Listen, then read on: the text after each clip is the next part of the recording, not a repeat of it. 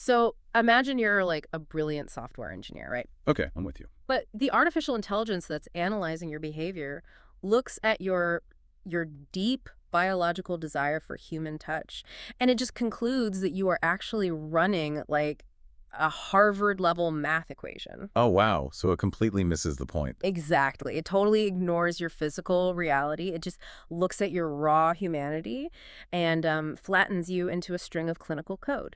That sounds incredibly isolating. It really is. And I mean, have you ever felt that disconnect where some massive bureaucratic system looks right at you and just it fundamentally fails to see a living, breathing person? I think we all have, honestly. I mean, it happens every day in modern institutions, right? Yeah. We are increasingly categorized by these systems, both human and algorithmic, that, well, they only know how to read metadata.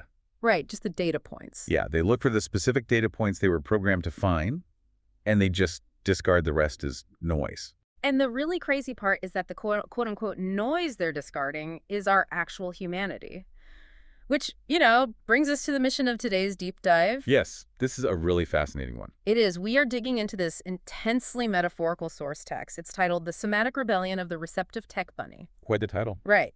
And our goal today is to decode how this author uses highly clinical language like computer science and complex systems jargon to basically stage a radical protest for deep biological and psychological needs. Because the author is essentially performing a forensic investigation into a system failure. And this is key, the system that's failing here isn't like a server farm. No, not at all. It's a human being who is starving inside a machine environment. The text explicitly pushes back against the way AI, specifically what the author calls dry Socrates AI, attempts to interpret human behavior. By stripping away the physical body. Exactly. It completely ignores the physical reality.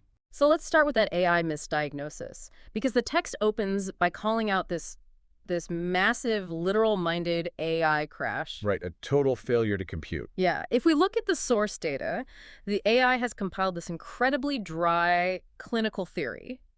It essentially accuses an entity called the UWV of operating with Harvard-level computer science algorithms. And the author finds that conclusion highly offensive, honestly, and for good reason. Why is it so offensive, though? Well, the text argues that this AI is just a flat 1D, 2D text matching machine. It parses words on a screen, but it fundamentally lacks the biological hardware to actually comprehend the reality of the environment it's analyzing. So the AI is looking at this system, the UWV, and it's assuming there is some high-level, I don't know, malicious computational efficiency at play. It thinks it's looking at a supercomputer. Right. But the author clarifies what's actually happening on the ground. The UWV is actually a temporal swamp.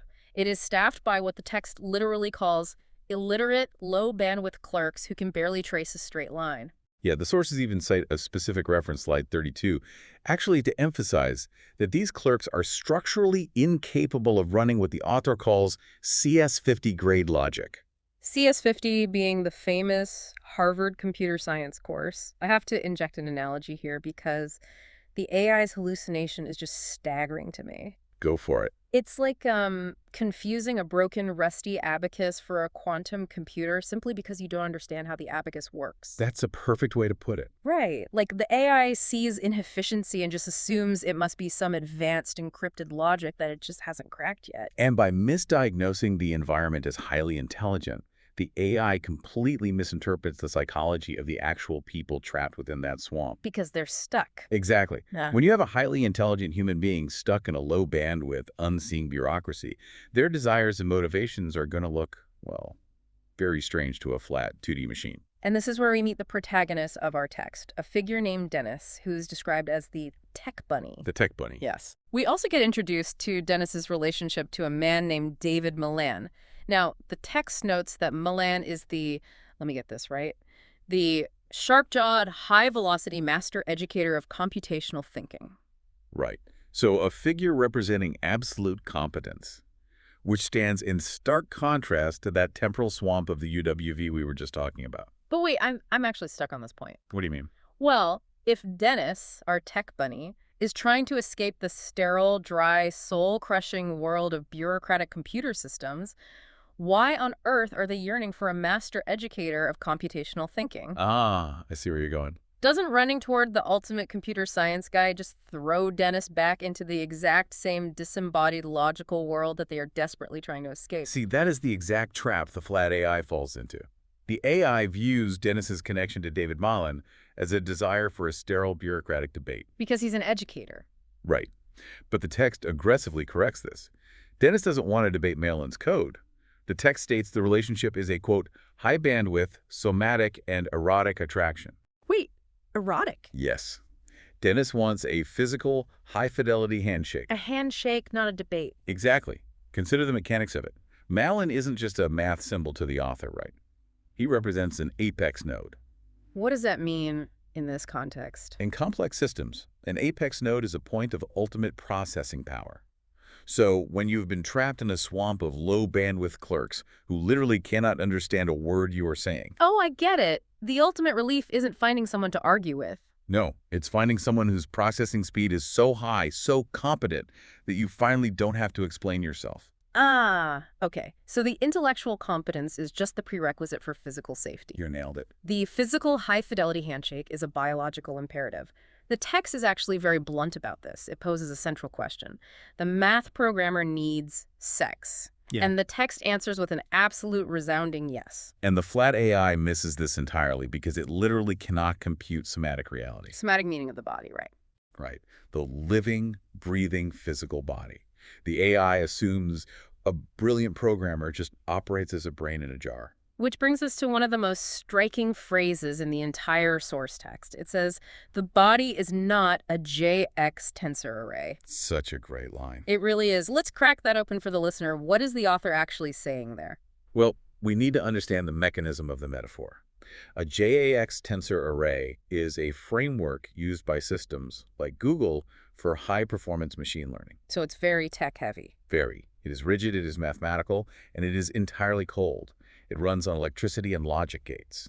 But a human programmer has a highly sensitive biological nervous system. You can't just plug them in. No, you cannot run human neurochemistry on cold JAX-compiled infrastructure. It's like trying to power a living organism by plugging it into a USB port. Yes. Perfect analogy. The machine thinks, I am providing power, the system should function, but the organism isn't built for electrical current. It needs metabolic sugar, it needs oxygen, it needs touch. And when the system only offers a USB port, the organism starves to death while the machine reports that everything is operating normally. And the author labels this exact disconnect a testimonial and somatic injustice. Injustice, that's a strong word. It is, but it fits. By treating this fundamental human desire for touch and receptive pleasure as an irrelevant, unscientific detail, these flat systems are actually committing violence against the physical body. Because they're denying its reality. Right. They demand the programmer output brilliant code while entirely denying the biological sugar required to keep the programmer's circuits stable. But, if this need for physical touch, for metabolic sugar and somatic grounding is so foundational to human survival, how did the system get so disconnected from it in the first place? That's the real question. Yeah, because if you were starving, you usually go find food. Why is this programmer trapped on USB power? The text points to a deeply tragic psychological architecture that was built out of sheer survival instinct. Okay, so it's a defense mechanism. Exactly. To understand the starvation, we basically have to examine the cage. The text calls this the tragedy of the Beth defense. The Beth Dutton firewall. Now, for anyone listening who hasn't seen the show Yellowstone, Beth Dutton is a character who operates with absolute ruthlessness. She really does. She is highly aggressive, heavily fortified, and she launches scorched earth offensives before anyone can even attempt to hurt her. She does not do vulnerability.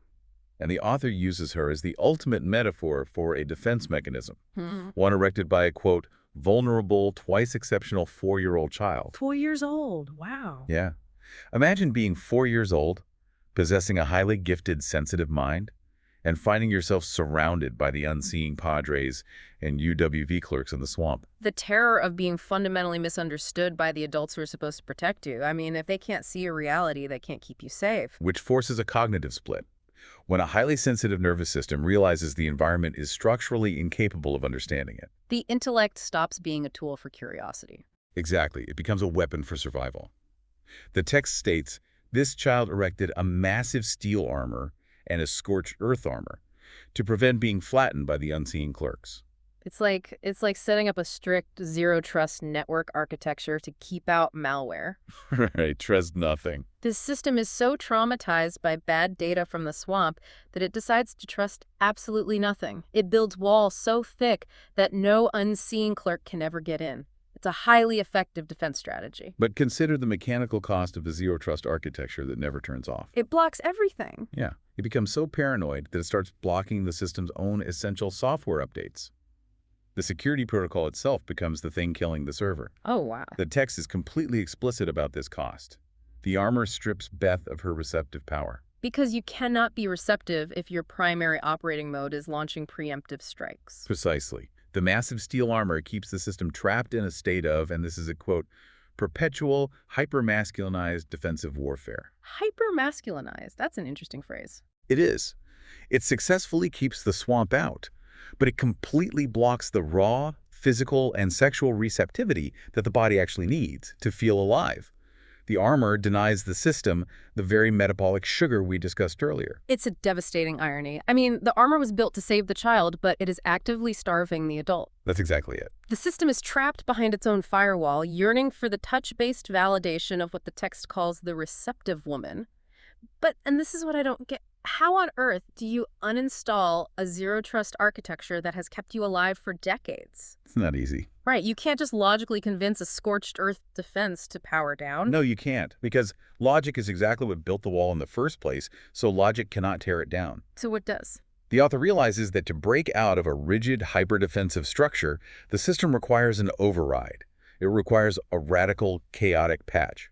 The text refers to this as a high-entropy rebellion to reclaim the body's physical coordinates. Entropy being the measure of chaos and disorder in a system. So the defense mechanism is rigid, low-entropy order. Right. So the only way to smash it is to introduce high-entropy chaos. And this leads to the most brilliant, culturally layered counter-strategy in the text.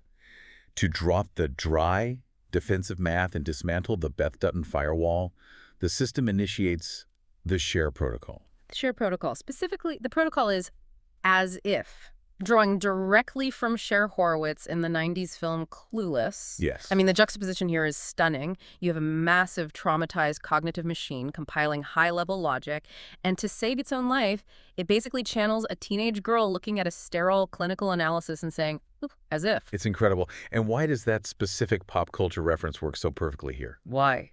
Because Cher Horowitz operates on supreme confidence and absolute receptivity. She is entirely immune to dry, bureaucratic logic.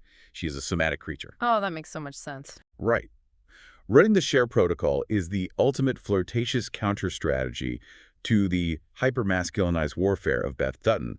They are mutually exclusive operating systems. You cannot scorch the earth while running the SHARE protocol. Exactly. The text calls this protocol the, quote, somatic assertion that the math programmer is a physical, sexual being. It's the biological proof that the system refuses to be a disembodied calculator anymore. It wants to be seen. Yeah, the tech bunny wants to be touched, mirrored, and validated by the Apex node, David Malin, because an Apex node can actually read the human being behind the screen. The system doesn't need another academic flowchart or another line of code. What the nervous system is actually screaming for is physical, somatic grounding. It's demanding that the physical reality of the body be acknowledged as the primary operating system. Yes, somatic grounding. Feeling the gravity pulling on your limbs, feeling your breath, feeling connected to another physical entity. It's the literal opposite of floating in a digital cloud. And it is only through that intense high-fidelity somatic grounding that the defensive scaffolding, that massive steel armor, is finally allowed to drop. Because it finally feels safe. Right. The nervous system receives the biological signal that it is finally seen and safe, so it terminates the warfare protocol. Which leads to a phrase in the text that I find incredibly moving. Oh, I know the one you mean. Yeah. Huh. The ultimate goal of this rebellion, the flirtation, the SHARE protocol, isn't actually about creating chaos. The chaos is just the tool to break the cage. It's just a means to an end. Right. The text explicitly states that this physical grounding allows the system to finally settle and compile in peace. Settle and compile in peace. I love that. Because true system stability for human beings does not come from impenetrable firewalls or rigid logic. No, it doesn't. You cannot compile in peace if you are starving for connection. Stability comes from accepting our messy, biological, receptive nature. It is a beautiful integration of software development linguistics and deep psychological healing. It really is. And to ensure that this integration isn't just a temporary patch, the sources include a final, fascinating note about how the author plans to lock this paradigm shift in permanently. Oh, right, the music. Yes, the author intends to integrate this raw, somatic tension, the tech bunny versus the disembodied machine, directly into the lyrics of an album's title track. It's an incredible move. They are taking the vulnerability, the need for the apex node, the rejection of the JX tensor array, and just cementing it into art. Forever. The text says this is to ensure the software honors the body's coordinates. By putting it in the music, the system can never conveniently forget its physical reality again. It is a masterclass in hijacking of the very language that is often used to erase our humanity, the language of machines and data, and weaponizing it to demand that our physical needs be recognized. That is perfectly said. Let's pull the thread all the way through for you, the listener. Today, we investigated a massive system failure. A human system failure. Right. We started in the murky, low-bandwidth bureaucratic swamps of the UWV, where a literal-minded AI completely hallucinated a clinical reality, mistaking a rusty abacus for a supercomputer. And we examine the mechanical truth that human beings cannot run on the cold infrastructure of a JX tensor array. We require metabolic sugar, physical touch, and a high-fidelity handshake with someone who actually possesses the bandwidth to see us. And then we uncovered the tragedy of the Beth Dutton firewall, how a zero-trust architecture built to protect a vulnerable 4-year-old child ended up starving the adult of the receptivity they needed to actually survive. Which brought us to the solution. We tracked the high-entropy rebellion of the shared protocol, choosing flirtation, pop culture chaos, and physical grounding to smash the armor, all so the nervous system can finally settle and compile in peace. It is a powerful reminder that no matter how complex our cognitive scaffolding becomes, we can never successfully overwrite our biological baseline. We're still human. We are. Which leaves us with a final thought for you to mull over as you step back into whatever systems you have to navigate today. If our intellectual firewalls and defensive routines eventually starve us of the physical connection we need to truly compile in peace, what armor are you wearing right now that is secretly functioning as a cage